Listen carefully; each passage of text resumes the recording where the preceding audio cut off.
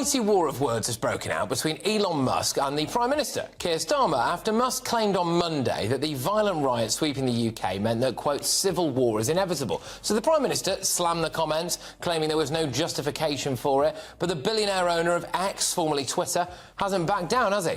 After hundreds of Muslim men violently attacked a pub and an individual man in Birmingham last night, Musk today took to the social media platform to ask the Prime Minister, why aren't all communities protected in Britain? He went on to brand Starmer two-tier. The world's richest man has effectively declared war on Britain's Prime Minister, and the fallout has shocked the nation. Elon Musk did not simply criticize from the sideline. He accused the United Kingdom of sliding into tyranny, claiming it now operates under a two-tier justice system in need of liberation. His remarks landed at a moment when Britain was already shaken by violent unrest. While much of the media has fixated on the drama of the clash itself, it has largely avoided the deeper issue, why this confrontation actually matters. At its heart, this is not merely a dispute over riots or personalities. It is about migration, integration, policing, and the limits of free speech. Public concern over immigration policy in the UK is widespread and genuine, and it cannot be brushed aside by dismissing critics as extremists. Many citizens believe key systems are failing, particularly when it comes to integration and equal treatment under the law. The crisis was ignited by violence. Riots erupted nationwide after a horrific stabbing in Southport that claimed the lives of 3 young girls.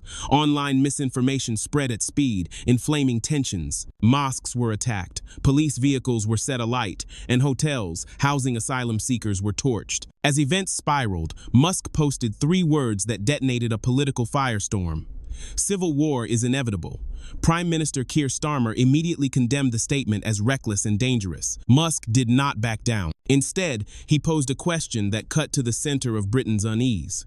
Why are all communities not protected equally? That question became explosive when, on the same night, Starmer denounced the riots. Footage surfaced of a large group of Muslim men attacking a pub in Birmingham. Witnesses said the building was surrounded, bystanders were assaulted, and police intervention appeared minimal. Musk shared the footage and repeated his challenge, echoing a concern already voiced by millions.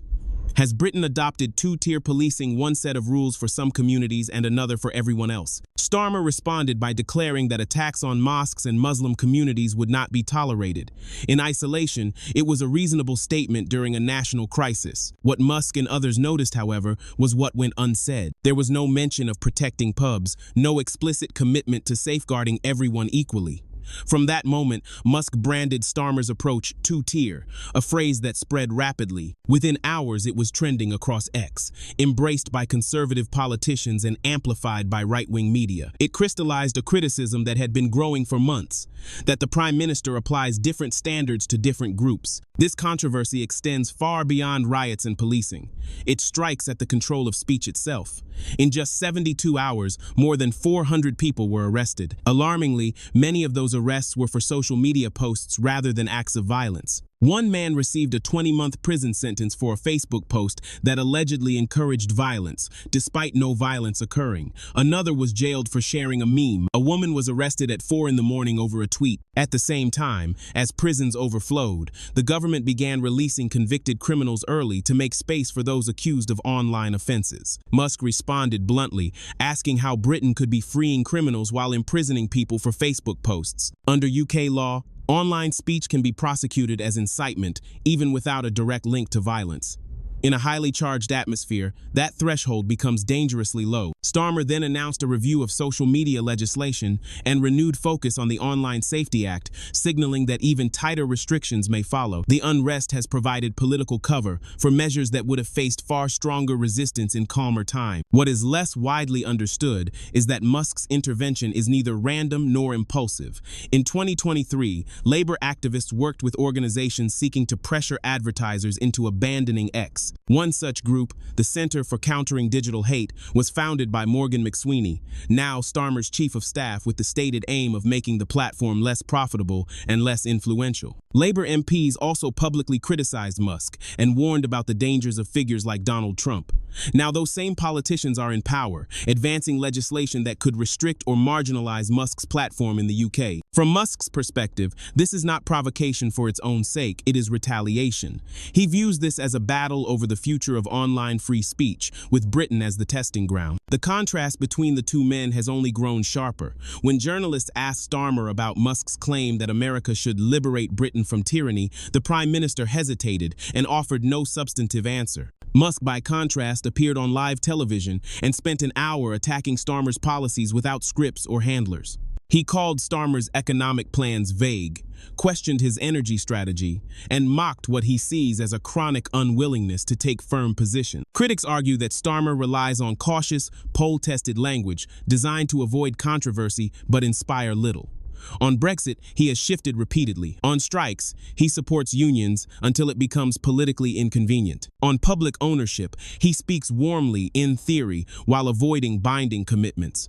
Musk, for all his recklessness, is seen by supporters as decisive, willing to act quickly and accept the consequences. The dispute intensified when Musk launched a personal attack on safeguarding Minister Jess Phillips over her handling of historic grooming gang scandals cases involving prolonged sexual exploitation of vulnerable girls, while authorities failed to intervene. When pressed for comment, Starmer dismissed the issue, saying most people were more concerned about the future of the NHS than social media arguments. To critics, this was not about online drama, but about systemic failures and uncomfortable truths being brushed aside. Britain now stands at a crossroads.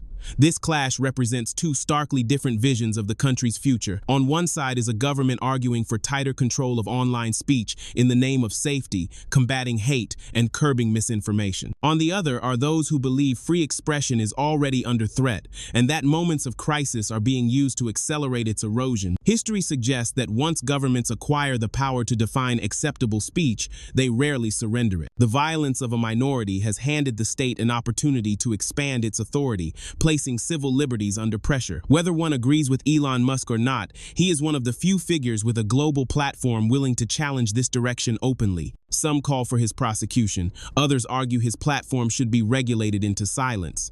Supporters of the government correctly note that free speech is not absolute. Yet the central question remains: who decides where the line is drawn? When those decisions are made by politicians under intense criticism, the risks are profound. What is unfolding in Britain carries implications far beyond its borders. Similar patterns are emerging elsewhere, from platform bans in Brazil to proposed misinformation laws in Australia. Britain, the birthplace of modern parliamentary democracy, now sits at the heart of this debate. The outcome will depend on what happens next and where public opinion ultimately lands. If one believes the state should have greater power to curb harmful speech, even at the cost of some freedoms, Starmer's approach may seem justified. If one believes that open, even uncomfortable expression is essential to democracy, Musk's warnings will resonate. What cannot be denied is that the Prime Minister now faces a billionaire with a vast global audience who is unafraid to challenge him directly. Musk's original question still hangs unanswered. Why are all communities not protected equally in Britain? The debate is only beginning. This confrontation is no longer a fleeting online feud or a passing media spectacle.